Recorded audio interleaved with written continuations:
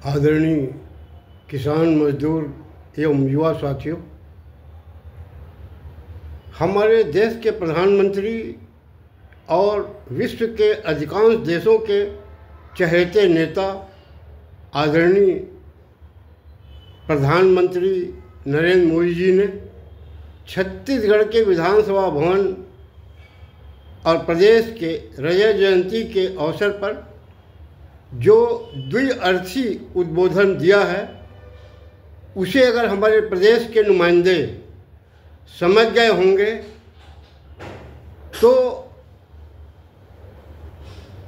वे महसूस करें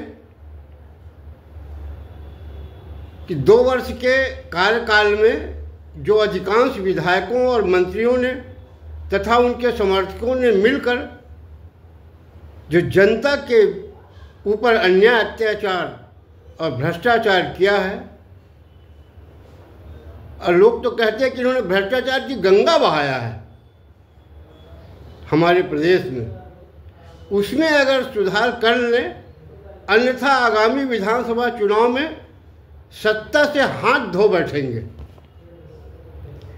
प्रधानमंत्री जी ने कहा है कि आने वाले 25 सालों के नए युग का सर्वोदय हो रहा है। इसके बाद छत्तीसगढ़ में अब विकास की रफ्तार में तेजी आएगी। उन्होंने प्रदेश के 14,000 करोड़ के विभिन्न योजनाओं का शुभारंभ किया है। इसके लिए मैं बहुत बहुत बधाई देता हूं उनको। उन्होंने पूर्व मुख्यमंत्री रमन सिंह जी की 15 में से 10 वर्ष के शासनकाल की सराहना भी किया है। उसको मैं भी तथा छत्तीसगढ़ की जनता तारीफ करती है। लेकिन उनके अंतिम कार्यकाल 2014 में जैसे ही देश के प्रधानमंत्री नरेंद्र मोदी जी बने, देश की जनता के लिए उन्होंने प्रमुख रूप से 3 कार्यक्रम दिए। पहला था किसानों के लिए धान फसल बीमा। रमन सिंह जी ने छत्तीसगढ़ के जनता से बगैर सहमति के 16 में किसानों का बीमा कर दिया। 2017 में रमन सिंह जी ने छत्तीसगढ़ को अकाल घोषित किया था। करोड़ों रुपए किसानों का बीमा का पैसा कहाँ गया, मैं नहीं कहता कि वो हजम कर गए या कहाँ कर दिए, ये वो जाने, आखिर मिला क्यों नहीं। दूसरा था प्रधानमंत्री आवास में इनके शासन काल में 20,000 रुपये रेट के हिसाब से छत्तीसगढ़ में बिका है। एक व्यक्ति को 20,000 रुपये जब दिया है तब उसको प्रधानमंत्री आवास मिला है। इसी प्रकार से शौचालय निर्माण में करोड़ों रुपए का घोटाला हुआ।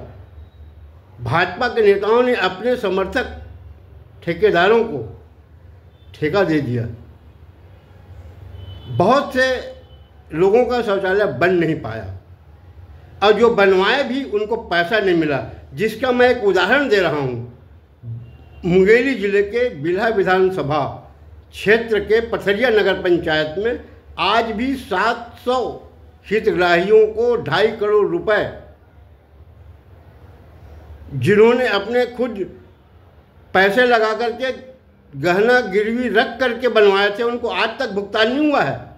हमारे जननायक कहे जाने वाले, विकास पुरुष कहे जाने वाले, किसानों के पुत्र कहे जाने वाले विधायक आदरणीय धर्म कौशिक जी से जानकारी ले लीजिए, ये मौन क्यों है उस मामले में।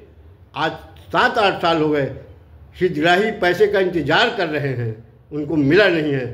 अगर वर्तमान मुख्यमंत्री जी चाहें तो जांच करवा लें, या मुख्यमंत्री जी चाहें तो विधायक महोदय से पूछ लें। विधायक महोदय वैसे मैं तो ईमानदार मानता हूं उनको, वो झूठ नहीं बोलते, सब सत्य सत्य बोल देंगे। या नहीं तो जांच करवा लीजिए। तखत पथरिया की जनता इंतजार कर रही है कि कब जांच होगा, कब हमको पैसा मिलेगा। और प्रधानमंत्री जी आपके चहेते रमन सिंह हैं, रहेंगे, लेकिन शायद आपको 18 में सत्ता किसके कारण गई इसकी जानकारी की जांच करा लीजिए आप। ये जो 3 कार्यक्रम आपने दिया जनता के हित में, इसमें इन्होंने बहुत घोटाला गड़बड़ किया। जिसके कारण सत्ता से हाथ धोना पड़ा और 18 में कांग्रेस की सत्ता आ गई।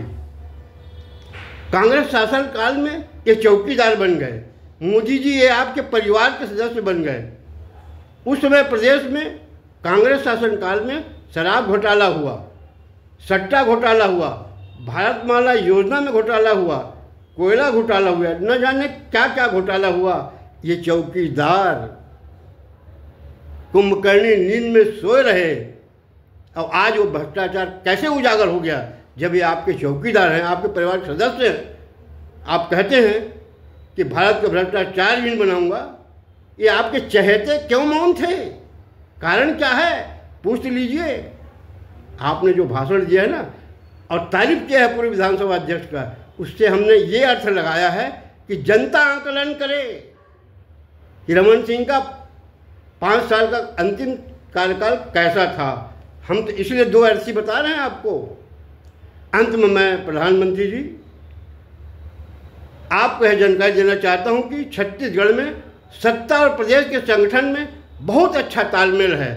63 के अंक के समान है, लेकिन सत्ता और संगठन का रिश्ता आम जनता से लगभग 2 वर्ष के कार्यकाल में 36 का हो गया है। इसके लिए वर्तमान विधानसभा अध्यक्ष रमन सिंह और वित्त मंत्री ओपी चौधरी जिम्मेदार हैं। समय रहते आप सुधार करना चाहें तो कर लीजिए, नहीं तो 28 की विधानसभा में मैं पुनः आपको जानकारी दे रहा हूँ, सत्ता हाथ से चली जाएगी। मेरा किसी पार्टी से कोई लेना नहीं है, मैं किसी पार्टी का सदस्य नहीं हूँ, मगर मैं चाहता हूँ कि देश के प्रधानमंत्री आदरणीय मोदी जी बने रहें, उनके बाद योगी जी आएँ। ये मेरी इच्छा है, इसलिए मैं जानकारी आपको दे रहा हूँ। मेरी बात माने न माने आपकी इच्छा। इतना कह के मैं अपने वाणी विराम देता हूँ। धन्यवाद। जय हिंद।